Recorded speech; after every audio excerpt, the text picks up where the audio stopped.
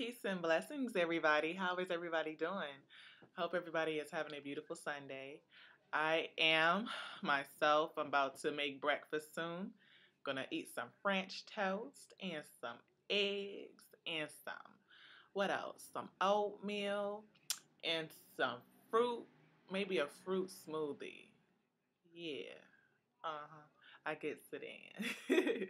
So, today just like the rest of the next 2 weeks, it's all about preparing for finals. This is the crunch time. This is reading period. This is when all the work that I should have been doing all semester long goes in, into 1 week. I'm not the only person to have done it though, but we survive each and every time. It's a habit that, unfortunately, as law students, the first year you start off strong. You hit the ground running. Second year you lose a little bit of steam. Third year you're broke down, tires flat, and you just trying to, get enough gas if you can afford to just keep it going. Just gas you up just to keep it just to the end. And it's just yeah. But at the same time, next week I pick up my graduation attire. I get my hood, my gown, and my tam, and all of that stuff. And I got my announcements put together, and I'm gonna start mailing them off. I'm really late with mailing out my graduation announcements. I just was not. For a while, I was really stressed out, and for a while, I didn't know whether or not I was gonna walk with my class. And I can tell y'all about the drama, you know, really quickly. Basically, there was a class I took last spring.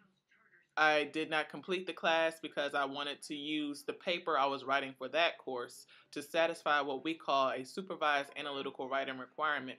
This is something that is required of each law candidate, law graduate, whatever. We need to submit this paper. It's what they said, 7,500 words, maybe 30 pager, footnotes, blue book, all that. Yeah. And that took me actually the rest of the year to write. Like, I really wanted to finish that paper that semester, but I was doing an internship at a court. I was also writing another paper for another course, and it was an extremely stressful time. So I turned that paper in this past January. And my professor was supposed to have issued me a grade by the end of January, but I just got it like last week. So, and I understand she's extremely busy herself. Like, I'm just amazed at, her she's actually the newly appointed FCC commissioner here in California, which is pretty damn cool if you ask me, because I'm interested in mass communications and, technology and, internet and IP and all that stuff. That's my shit, you guys. Like, if I can get a position, in a tech company, I would be happy. That's all I asked for. But unfortunately, I haven't had the best luck. Even though my resume is fantabulous, that's another rant, another day. Like, I interned at the Hungarian patent office, for crying out loud. I wasn't hungry. Shit. But anyway, uh, I really like I really like the fact that I was able to write that paper for her course and for her, and I finally got that grade back. And but the problem was a lot of deadlines happened in March for graduation requirements, like turning your petition to graduate had to been turned in, I think like January, February at some point.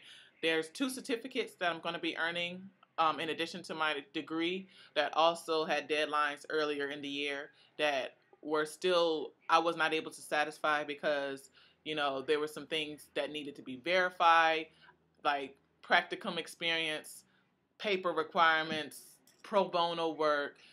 I'm still working on like a pro bono project right now for a judge. So it's just a lot of stuff that has gone on, and my name was not listed in the commencement book for a while, and that really hurt my feelings. Like, I didn't think it would hurt me as much as it did. Like, yeah, your name in a book, so the fuck what, whoop de woo. I know at the end of the day I'm gonna get a degree, but the thing is, just seeing your name not listed does something to you psychologically.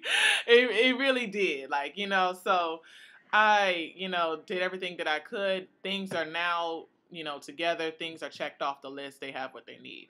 Um, I'm earning 2 certificates. One is in social justice and public interest law, and the other one is in IP, or intellectual property. I am mostly interested in trademarks, copyrights, that sort of stuff. Um, I like contracts, so maybe transactional stuff too. Maybe even business related things like you know competition issues and mergers and acquisitions. Like I actually I find myself really really intrigued with shit like that. And you know what I'm saying? And it's kind of bad because I haven't had a chance to make a network of friends at my school where we can talk about this shit. Like, what, for the most part, I find articles, say from the IP section of the ABA Journal, or like any other law related website that just happens to have some law tech stuff, like Bloomberg Law, or even Above the Law. Sometimes I know I like to go on to Above the Law. They crazy, but but little things like that, just to kind of spark a little conversation online, and that doesn't even work either. So it's like I don't have a network in school to talk, about this stuff too, and I don't have a network, online, or maybe my friends are not the right people to try to have those kinds of conversations with, because they don't really care. So um, that's one of the things that I want to further explore and continue to develop my knowledge and skill sets in. Like, one thing that I signed up for that I'm really excited for this summer is to take IP litigation. It's a skills course, which I think is going to be really fun. Oh, and let me just go ahead and explain that. Even though I walk in May, I actually still have to finish up some credit requirements over the summer. So I will be finished with earning my degree requirements by the end of July. So I have to take 10 credits over the summer. So that's why, yeah, will be done with school. But, so those classes I take over the summer, I could probably take them pass fail, like non-graded, like seriously. Like, I am done with school. Like, I am so done with the rat race. So yeah, so pretty much, I mean, as you can see, that's my little workstation over there. All the books laid out. I park it right there. Sometimes, like on a pretty day like this, I might even take my books to the park. Like, I'm starting to take myself to Lake Merritt. There are a lot of people out there with the little,